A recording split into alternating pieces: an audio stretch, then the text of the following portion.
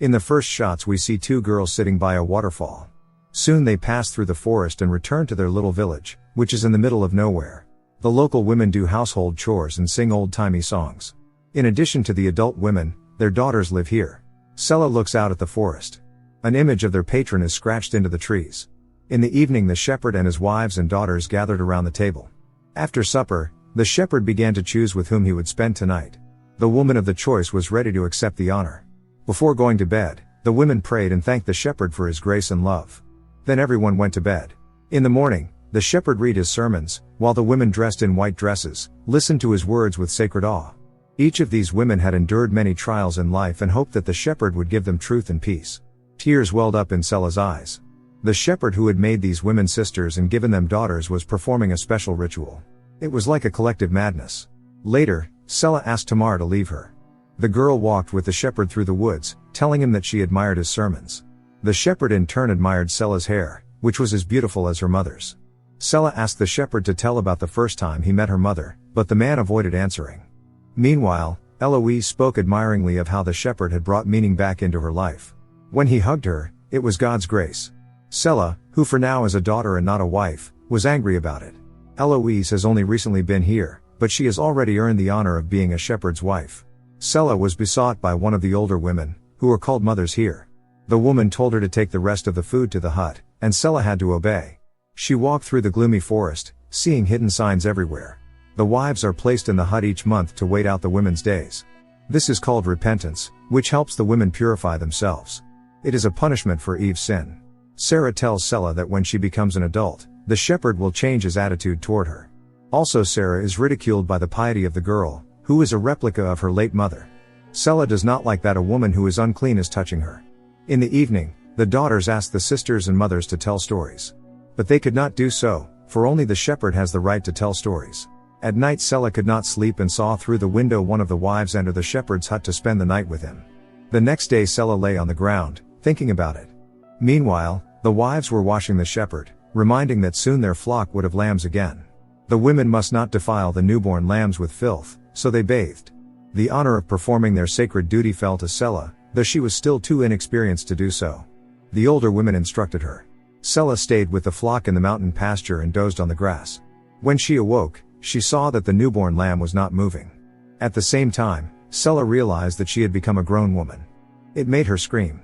Sela didn't tell anyone about it, using cotton wool. At night she screamed again. Later one of the sisters asked what had happened to the lambs. Sela confessed that a wild dog had attacked the lamb. When the wives found out what had happened, they took Sela to church.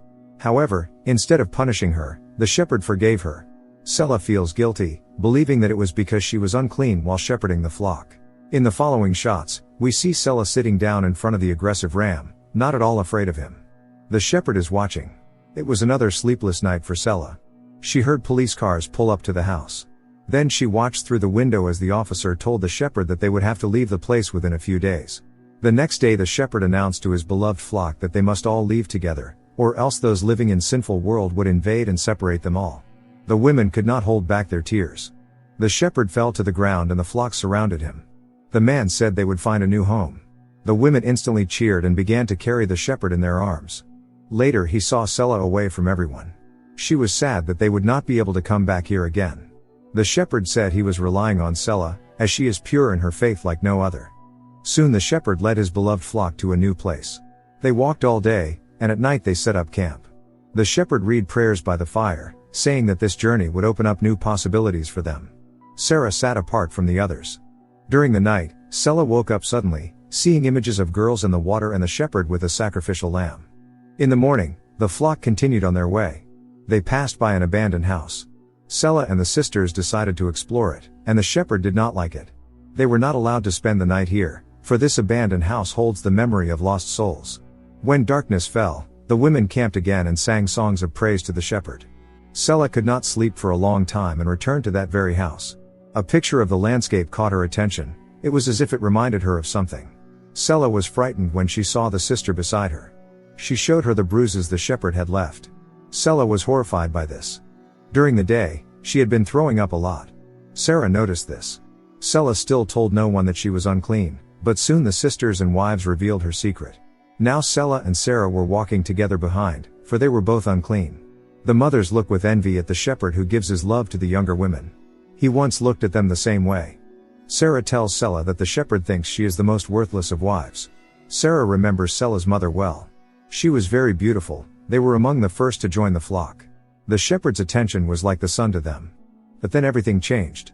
When Selah's mother gave birth to the daughter, the woman developed an infection. However, the shepherd said it was a test of her faith and would not allow her to be taken to the hospital. Selah imagined herself riding in a car like a normal teenager and watching the flock from the sidelines. But in reality, she herself is part of the flock. This realization made her cry. All evening she was not herself. One of the women, Adrielle, was pregnant, about to go into labor. Now Selah tried to stay close to Sarah, because she felt safer with her. Sarah told how she used to like to go into the woods at night, to the waterfall, and feel the freedom. But she never decided to leave the flock because she was afraid to go back to the outside world. In the morning the flock set out again. Many women condemned Selah for spending a lot of time with the exiled wife. The shepherd also told the girl that Sarah was worthless. Adrielle's water broke. She did not want to give birth in this place, where there were no suitable conditions, but the other wives began to reassure her, assuring her that everything would be fine. Listening to Adrielle's cries, the sisters could not hold back tears. Toward nightfall a boy was born, but Adrielle passed away. Her daughter cried and would not leave her side, but the shepherd was adamant. He saw nothing wrong with what had happened. Sarah thinks this is entirely the shepherd's fault. For the first time, she called the shepherd by his real name, Michael. Seeing Adrielle on her last journey, the sisters sang a ritual song and tried not to despair.